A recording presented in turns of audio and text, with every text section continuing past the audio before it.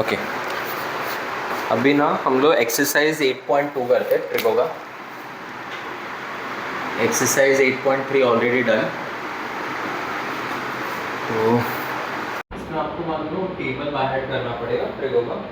ट्रिको table करके trigonometric वेलो standard angle करके तो यहाँ पे बाहर टाइप टेबल इसको बाहर करके रखो तो फिर ये एक्सरसाइज इजी है। एग्जाम में आप लास्ट पेज पे ड्रॉ भी कर सकते हो टेबल को, अगर बाहर करके रखें तो बहुत ही यूजफुल होगा। सब देखते हैं साइन 60 का वैल्यू। साइन 60 का वैल्यू क्या होगा? रूट 3/2। क्लियर? cos 30, तो साइन 60 और cos 30 सेम होता है बिकॉज साइन 90 माइनस थीटा, अगर थीटा आपका 30 है तो साइन 90 माइनस 30 कितना होता है? 60 होता है। तो साइन 60 और cos 30 का वैल्यू सेम होता है, तो cos 30 भी आप टेबल देखोगे तो सेम है, रूट 3/2। सेम वे यहाँ पे साइन 30 और cos 60 का वैल्यू भी सेम है, तो साइन 30 का वैल्यू क्या है? 1/2। Very good. तो cos 60 का वैल्यू भी 1/2 होगा, तो 1/2 इंटू 1/2 इंटू कर लें। ओके, इंटू करना तो कैसे इंटू करना? कुछ बच्चे ऐसे क्रॉस इंटू करते हैं, क्रॉस इंटू नहीं करना क्योंकि बीच में कौन सा साइन है? मल्टीप्लिकेशन का साइन है। तो आप डायरेक्ट न्यूमरेटर को न्यूमरेटर से, डिनोमिनेटर को डिनोमिनेटर से इंटू करो। तो रूट 3 इंटू रूट 3 कितना होता है? Root 9। Correct, but root 9 is what? 3। तो root 3 into root 3 is always 3। 2 2 ज़ 4। 1/2 इंटू 1/2 क्या होता है? 1/4। अभी ध्यान से देखो, दोनों फ्रैक्शन के बीच में प्लस साइन है, आप क्रॉस मल्टीप्लाई कर सकते हो बट डिनोमिनेटर यहाँ तो सेम है, तो आपको क्रॉस मल्टीप्लाई नहीं करना, आपको खाली ऐड करना है। किसको ऐड करोगे? न्यूमरेटर को, क्योंकि डिनोमिनेटर सेम है। तो कॉमन डिनोमिनेटर 4 लिखो और न्यूमरेटर को ऐड कर दो। 3 + 1 कितना हो जाएगा? 4। 4 / 4 कितना होगा? 1। क्लियर? ये आपका फर्स्ट क्वेश्चन था। अभी सेकेंड क्वेश्चन देखते हैं। सेकेंड क्वेश्चन में क्या है? 2 tan square 45 degree plus cos square 30 degree minus sine square 60 degree. Clear?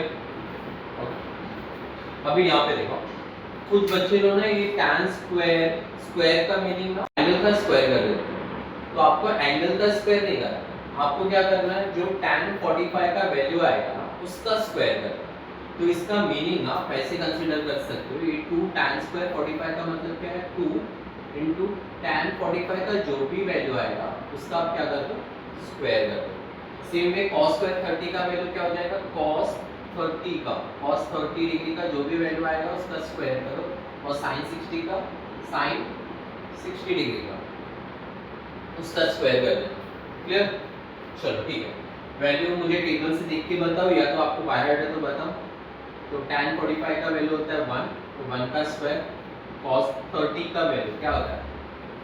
Yes, cos 30 का वैल्यू होता है 1 बाय, नहीं, cos 30 का वैल्यू होता है root 3/2। Very good, root 3/2।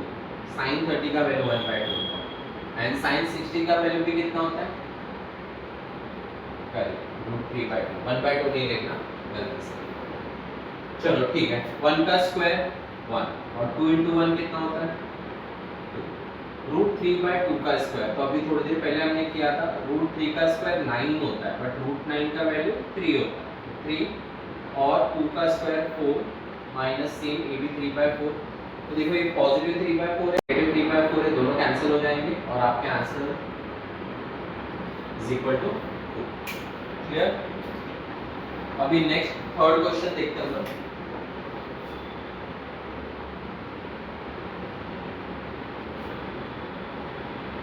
cos 45 degree divide by sin sec 30 degree plus cosec 30 degree. ध्यान से लिखना क्योंकि बीच में प्लस साइन है, इंटू नहीं है। सब्स्टिट्यूट करें वैल्यू, cos 45 का वैल्यू क्या है? cos 45 is 1 by sec 30। Sec 30 का वैल्यू अगर याद नहीं है तो आपको साइन और कॉस का रो याद होना चाहिए। कॉस 30 का वैल्यू क्या है? √3/2। Very good. तो सेक 30 उसका रेसिप्रोकल होता है 2/√3।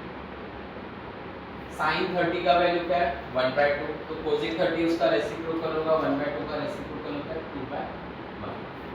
अभी ध्यान से देखो, अभी यहाँ पे डिनोमिनेटर में फ्रैक्शन है और फ्रैक्शन के बीच में प्लस साइन है। तो मैंने आपको बोला है अगर फ्रैक्शन के बीच में प्लस या माइनस है तो आपको क्रॉस मल्टीप्लाई करना है। लेकिन कैसा क्रॉस मल्टीप्लाई? न्यूमरेटर डिनोमिनेटर से मल्टीप्लाई होगा, डिनोमिनेटर न्यूमरेटर से, और दोनों डिनोमिनेटर इक्वल हो गए। क्लियर है?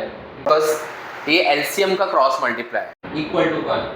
ओके, चलो ठीक है। तो आप डिनोमिनेटर में क्रॉस मल्टीप्लाई कर लो तो 2 × 1 क्या होता है? 2, 2 × √3 क्या होता है? 2√3 डिवाइड बाय क्या? क्लियर? इतना समझा आपको? अभी ध्यान से देखो, डिनोमिनेटर में भी फ्रैक्शन है, न्यूमरेटर में भी फ्रैक्शन है। तो मैं इसको ऐसे लिखूंगा, न्यूमरेटर का फ्रैक्शन 1/√2 और डिनोमिनेटर का फ्रैक्शन रेसिप्रोकल हो जाएगा तो √3/2 + 2√3। ओके, अच्छा कुछ बच्चे लोग करते क्या मालूम है, वो ना a√3 और a√3 को कैंसिल कर देते हैं। आप कर सकते हो क्या a√3 और a√3 को कैंसिल? नहीं ना, क्यों? क्योंकि बीच में क्या है? प्लस साइन है। इनटू रहता तो आप कैंसिल कर सकते थे, बट बीच में प्लस साइन है, तो फिर कैसे करें? तो आप 9th स्टैंडर्ड में रैशनलाइजेशन ऑफ डिनोमिनेटर किया था, सर्च करके चैप्टर था नंबर सिस्टम में। तो चैप्टर से इसका कॉन्जुगेट, इसका रैशनलाइजिंग फैक्टर क्या होगा? 2 + √3 का रैशनलाइजिंग फैक्टर होगा 2 - 2√3। तो यहाँ पे √2 है आपके पास, यहाँ पे आपके पास √3 और डिनोमिनेटर में 2 + 2√3। इसको आप इंटू कर लो 2 - 2√3 से, तो न्यूमरेटर को भी इंटू कर लो 2 - 2√3 से। क्लियर है?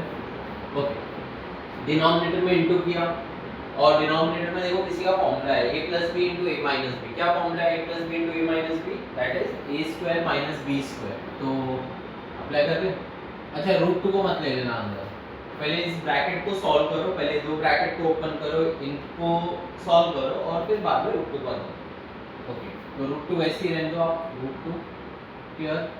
इसका क्या होगा? 2 का स्क्वायर माइनस 2√3 का स्क्वायर, ब्रैकेट क्लोज। और ये अगर आपको चाहिए तो आप ये √3 को अंदर ले सकते हो, कोई प्रॉब्लम नहीं है, और नहीं तो इसको बाहर ही रहने दो, कोई इशू नहीं है इसका। तो √3 × 2 - 2√3। ओके, चलो बताओ 2 का स्क्वायर क्या होता है? तो 2 का स्क्वायर होता है 4। 2√3 का स्क्वायर क्या होता है? तो कभी कभी बच्चों को नहीं समझता 2√3 का स्क्वायर, तो ध्यान दो एक टर्म का करो। 2 का स्क्वायर करो, 2 का स्क्वायर क्या होता है? 4। और √3 का स्क्वायर आपको अभी बोला था √3 × √3 √9 मींस 3। तो 2√3 का स्क्वायर होता है 4 × 3। क्लियर? समझ में आया? और इसको ऐसे ही रहने दो, फिर से बाहर -2√3। ओके, आप इसको अंदर ले सकते हो, बट नहीं लिया तो भी कोई प्रॉब्लम क्रिएट नहीं करेगा। मुझे बताओ 4 माइनस, अच्छा हाँ, कुछ बच्चे तो देखो फिर क्या करते हैं 4 - 4 कर देते हैं। तो 4 - 4 क्या हो जाएगा? 0। 0 × √3 0। लेकिन ये रॉन्ग है। आपको क्या करना है? सबसे पहला 4 × 3 को इंटू करो। 4 × 3 कितना होता है? 12। तो 4 - 12 कितना होगा?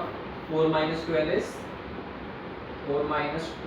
-3 √3 × 2 - 2√3। ओके, तो फाइनल आंसर, अच्छा हाँ, फिर से √2 आ गया नीचे देखो। आप इसको भी रैशनलाइज कर सकते हो। तो √2 का कॉन्जुगेट क्या होगा? √2 का कॉन्जुगेट √2 ही होता है। Very good. तो ऊपर नीचे इंटू करो, तो √2 × √3 × 2 - 2√3 और नीचे √2 × √2 × -8। तो √2 × √2 क्या होगा? First √2 × √2 is 2 and 2 × 8 is -16। तो आपका फाइनल आंसर है √6 × 2 - 2√3 डिवाइड बाय -16। क्लियर? समझा? कॉपी कर लो।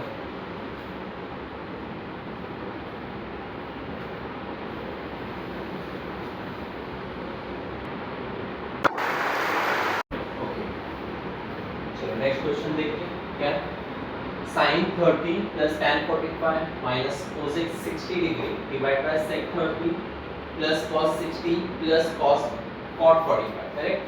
फिर से सबका वैल्यू डालो। sin 30 का वैल्यू क्या होता है 1/2, tan 45 का वैल्यू क्या होता है 1, cosec 60 का वैल्यू क्या होता है, तो sin 60 का वैल्यू है √3/2, तो cosec का उसका रेसिप्रोकल कर दो, √3/2 का रेसिप्रोकल होता है 2/√3 क्लियर, डिवाइड बाय sec 30 अगर नहीं मालूम है तो cos 30 का रेसिप्रोकल, cos 30 का क्या होता है वैल्यू √3/2, उसका रेसिप्रोकल क्या होगा 2/√3, उल्टा करो डायरेक्ट, प्लस cos 60 का वैल्यू तुमको मालूम होगा, cos 60 का वैल्यू होता है 1/2 एंड cot 45 1।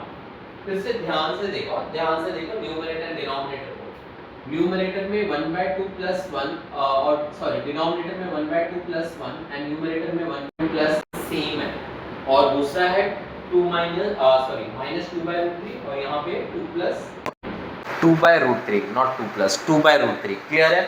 तो आपको मालूम है 1/2 प्लस 1 क्या होता है मैथ्स में 3/2, अगर नहीं मालूम है तो क्रॉस मल्टीप्लाई कर लो, 2 1 2 प्लस 1 तो 3/2 माइनस 2/√3 माइनस 2/√3 क्लियर। उसके बाद यहाँ पे देखो 1/2 प्लस 1 फिर से होगा 3/2, और ये क्योंकि प्लस साइन है तो इस कुछ फर्क नहीं पड़ता, प्लस को आगे पीछे कर सकते हो, तो प्लस 2/√3। अब ध्यान से देखो डिनोमिनेटर का कॉन्जुगेट न्यूमरेटर में प्रेजेंट है और डिनोमिनेटर में देखो रूट भी प्रेजेंट है, अगर आप चाहिए तो पहले इनको क्रॉस कर सकते हो।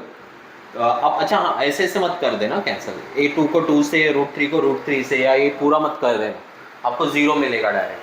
आपको क्या करना है, आपको यहाँ पे क्रॉस मल्टीप्लाई करना है, क्रॉस मल्टीप्लाई करो तो ये क्या हो जाएगा 3√3 माइनस 4 अपॉन 2√3, आप ऐसे कर सकते हो, डिवाइड बाय 3√3 प्लस 4 अपॉन 2√3, ऐसे कर लो, और चाहिए तो आप कैंसिल कर दो 2 बाय 2√3 और बाय 2√3 दोनों का कैंसिल कर दो। अभी आपके पास बचेगा क्या, यहाँ पे है आपके पास 3√3 माइनस 4 डिवाइड बाय 3√3 प्लस 4। मुझे बताओ कि डिनोमिनेटर का कॉन्जुगेट कौन होगा, डिनोमिनेटर का कॉन्जुगेट होगा तो 3√3 प्लस 4, डिनोमिनेटर का कॉन्जुगेट होगा 3√3 माइनस 4, समझा आपको, क्लियर है ओके। अच्छा जो डिनोमिनेटर में इंटू किया वो सेम से न्यूमरेटर में इंटू करोगे, तो 3√3 minus 4 into 3√3 minus 4।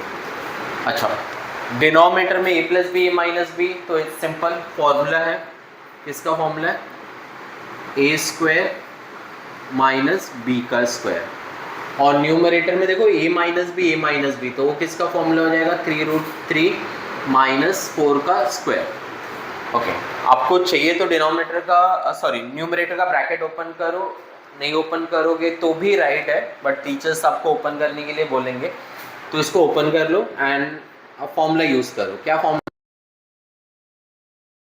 Plus b square minus 2 a means 3√3 into b means 4 divide by इधर का, यहाँ पे क्या फॉर्मूला यूज करोगे, सॉरी आपने फॉर्मूला यूज कर लिया, तो मुझे बताओ 3 का स्क्वायर क्या होता है 9 और √3 का स्क्वायर क्या होता है 3, तो 9 इंटू 3 इज 27 और 4 का स्क्वायर 16 होता है, क्लियर है। फिर से 3√3 का स्क्वायर क्या होता है 27 प्लस 16 माइनस 4 2 ज़ा 8 और 8 3 ज़ा कितना होता है 24, ओके 8 3 ज़ा 24 divide by 27 minus 16 is 11, okay. चलो अभी इधर देखो, अब 27 और 16 they are the like terms, like term मतलब उनके साथ कुछ और प्रेजेंट नहीं है, तो आप इनको ऐड कर सकते हो। तो मुझे बताओ 27 प्लस 16 कितना होता है, यस 43 होता है, माइनस 24√3 डिवाइड बाय डिनोमिनेटर का 11, तो this is your final answer, copy कर लो।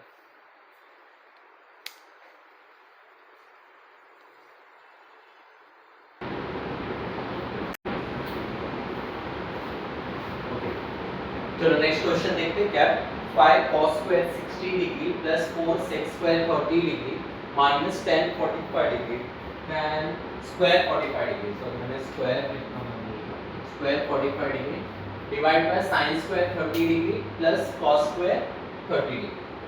अच्छा ठीक है, यहाँ पे देखो कुछ बच्चे sin square 30 डिग्री, कुछ बच्चे क्या करते हैं मालूम है, कुछ फॉर्मूला यूज कर लेते हैं, आइडेंटिटी यूज कर लेते हैं, sin square theta plus cos square theta sir 1 होता है, तो डिनोमिनेटर आपका 1 हो जाएगा, इट्स करेक्ट। बट आपको यहाँ पे आइडेंटिटी यूज नहीं करनी, आपको वैल्यू स्टैंडर्ड वैल्यू पुट करना है, उसका स्क्वायर करना है एंड जो आएगा उस आंसर उसको ऐड करो और ऐड करके आंसर आपका 1 ही आएगा। क्लियर है? तो चलो ठीक है, हम लोग स्टार्ट करें।